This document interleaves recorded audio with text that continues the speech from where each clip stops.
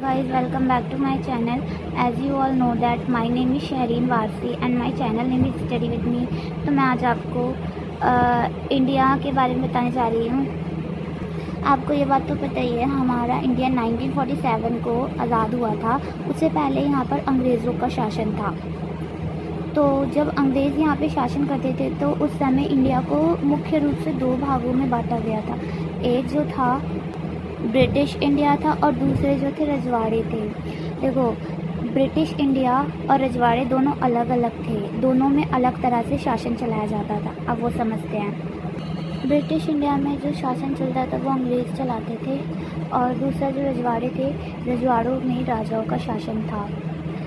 हमारे देश में कुल 565 रजवाड़े थे और जब भारत आज़ाद हुआ था तो उस समय रजवाड़ों को भी अंग्रेज़ों ने ये अधिकार दे दिया था कि वो अपनी मर्ज़ी के मालिक हैं। वो या तो पाकिस्तान में शामिल होंगे या फिर इंडिया, या फिर वो अपने आप को स्वतंत्र देश का दर्जा दे सकते हैं। तो ज़्यादातर जो रजवाड़े थे वो इंडिया से बाहर रहना चाहते थे, मतलब वो ना तो पाकिस्तान में शामिल होना चाहते थे ना ही इंडिया में। वो किस में जाना चाहते थे, वो एक अलग देश बनाना चाहते थे। तो इस समय स्थिति बहुत ख़राब हो गई थी। तो हमारे जो कांग्रेस के नेता थे उनको डर था कि भारत कई टुकड़ों में टूट ना जाए, क्योंकि भारत जो है एक होना चाहिए, भारत को अलग अलग भागों में ना तोड़ना पड़े, इसलिए उन्होंने कई तरह के उपाय किए। रजवाड़ों के एकीकरण में सरदार वल्लभ भाई पटेल जी ने बहुत महत्वपूर्ण भूमिका निभाई। उन्होंने राजाओं से बातचीत की और उनको मनाने की कोशिश की कि वो किसी भी तरह भारत में शामिल हो जाए। तो ज़्यादातर रजवाड़े तो बातचीत के ज़रिए इंडिया में शामिल हो गए, लेकिन कुछ रजवाड़े, एक दो रजवाड़े ऐसे थे जो बहुत कठिनाइयों के पश्चात इंडिया में शामिल हुए। उनमें से सबसे ज़्यादा जो है वो जम्मू कश्मीर था। वो मैंने 370 वाले में बता रखा है, आप वीडियो को देख सकते हैं। जम्मू कश्मीर की पूरी स्टोरी है। और फिर दूसरा जो था हैदराबाद था। हैदराबाद के बारे में थोड़ा सा समझते हैं। हैदराबाद में निज़ाम का शासन होता था। निज़ाम मतलब राजा। वो अमीर लोगों में बेशुमार थे। तो निज़ाम चाहते थे कि हैदराबाद को एक अलग देश बनाया जाए, लेकिन ऐसा संभव नहीं था क्योंकि हैदराबाद तो इंडिया के बिल्कुल बीच में स्थित है।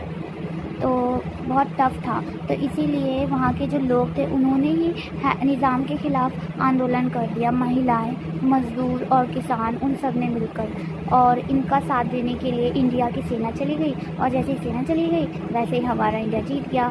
फिर क्या होगा, भारत में शामिल हो गया। कौन? हैदराबाद इंडिया में फिर शामिल हो गया और निज़ाम को छोड़कर जाना पड़ा। और इसी तरह जूनागढ़ था, वहाँ पर जो राजा थे वो थे मुस्लिम और आबादी हिंदू थी। तो राजा चाहते थे कि वो पाकिस्तान में शामिल हो जाएं, क्योंकि वो मुस्लिम थे लेकिन आबादी तो हिंदू थी ना।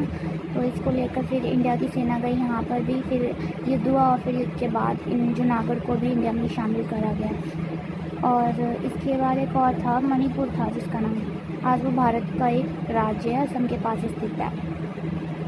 तो मणिपुर भी था, उसको भी इसी तरह से भारत में शामिल किया गया बातचीत के ज़रिए, उसको विशेष अधिकार देकर।